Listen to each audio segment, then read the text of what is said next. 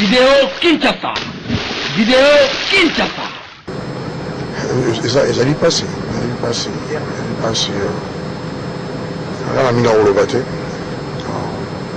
l'essentiel okende tozwa ye tozonga na ndako zala mingi akoloba te vraiment tout chapeau à Papa Wemba, c'est le monument emblème de la musique, c'est un vieux à moi, donc ça fait très mal dans votre pays, Tourozonga encore vraiment nous c'est les cabia.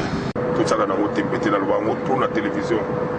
C'est le musicien le plus répété de il y a RDC. Papa Wemba avec beaucoup de honneur. Dans le banc on a TV on est blague. Comme ça à côté on dit tout pour la vague. Les lots bandimi en les lots bandimi en la fallait la Papa Wemba. Et l'eau on a Papa Wemba qui son âme repose en paix. Vraiment toujours zonga. Et puis béto les là et puis la kimia vraiment tous les la kimia. Et puis biso ba congolais.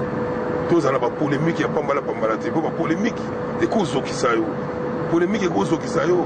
Entre bino mon sol bima bino sol bima bino et zoki si au bena. Tant de polémiques et zoki ça pas tous les lots. Vous y allez monsieur banga banga banine. Et vous y allez monsieur banga banga. Polémique et zoki ça yo. To koma bena moko bisunyo to koma bomoko. So les cambezali to solo laka.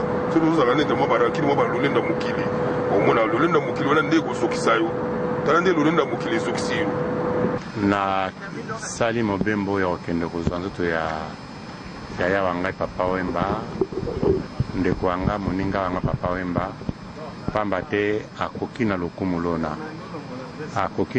lona te tokende kozwa nzoto na ye po ye apesi biso lokumu na kati ya mboka na libanda ya mboka apesi biso lokumu na mosala mwa ye pe lokola mokristo bonzenga bei akoki na lokumu loye te tokende kozwa nzoto na ye toya nango po te matanga mayema leka na kimia penza. Vidéo Kinshasa. Vidéo Kinshasa.